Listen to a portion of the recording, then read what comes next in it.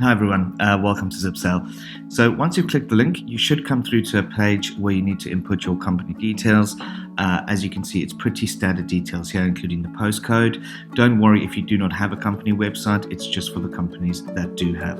Once that's done, just hit save and I'll take you straight through to the next stage. The next stage will be to connect your marketplaces. For the benefits of this video, I'll be connecting all three, but there is shorter videos available on our website if you're looking for something a little bit more specific.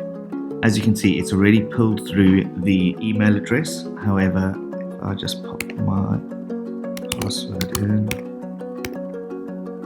there we go. And as you can see, it pulls up the terms and conditions. Again, with Zipsale, we don't get involved in any of the financial side. It's more just a case that we're allowed to access the editorial and the imagery side. It obviously allows us then to populate it. And it was easy as that. And again, with Etsy, I already have put in my email address. Again, it may take you a step before this, but it's still very, very easy and straightforward. But please do let us know if you have any questions. For Shopify, it's a little bit more in depth, but I'll take you through each of the steps now. I'm going to follow the steps below, sort of, I guess, as we would hope you do. It should make your life a little bit easier when it comes to it. And if you just go up here and then take. Now, a lot of you won't have a Zipsale store, and that's absolutely fine. Again, this is only for if you do have a Shopify store, it will make life a little bit easier. Field and then Ilya. So just for ease, I will copy and paste these across. With Shopify, it does take a little while, so don't get concerned if it is. Let's see here.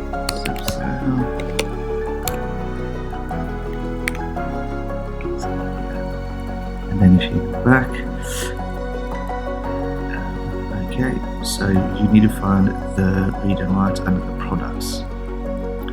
So if you scroll down, keep on scrolling. I've done this before, obviously I've got an idea of where it is, but there you have products, read and write, and then you'll be able to save.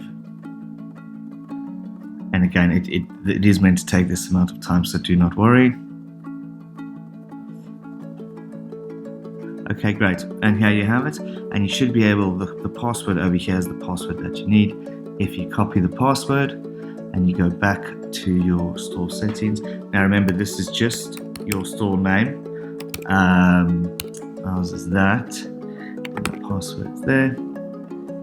That's great, fantastic. And now all three are connected. For the purposes of this video, I will show you how to go and list your items to all three of the marketplaces. Again, it's completely up to you if you only wanted to do eBay or if you only wanted to do Etsy. This is more just a longer version of this. So the initial thing you would do, I've obviously done a few before. The initial thing you would do is click an add item. Here you have the full form. For the benefits of this episode, I'm just going to take you through a form that I've done previously. It'll save a bit of time, but as you can see, it's very basic. These are things that you should be relatively accustomed to: the categories, the sale price, quantity, and postcode. This postcode over here gets automatically pulled through if you put it in on the details underneath the business page when you first logged in. So for Etsy, you have the three, obviously, that we've now integrated with. If you just go directly over to Etsy, and you can see here the Etsy tags. Obviously with Etsy, the marketplace itself is more for vintage and handmade items, so do bear that in mind when you come in to do it. I believe the earliest it could be made was 2002, unless it was handmade, so just bear this in mind when you're doing it.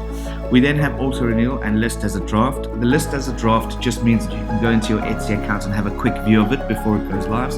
We are aware of, obviously, how Etsy works financially, to make sure that you guys are fully in control of that. They do have other optional specifics here that you're able to fill in should you need to. I'm going to go ahead and post this just for the sakes of this, saving this to Etsy. And again, it may take a couple of seconds. Seems my computer may still be waking up. Great, so this has been successfully listed. If we go, just for the sake of this video, we're going to go through to eBay as well.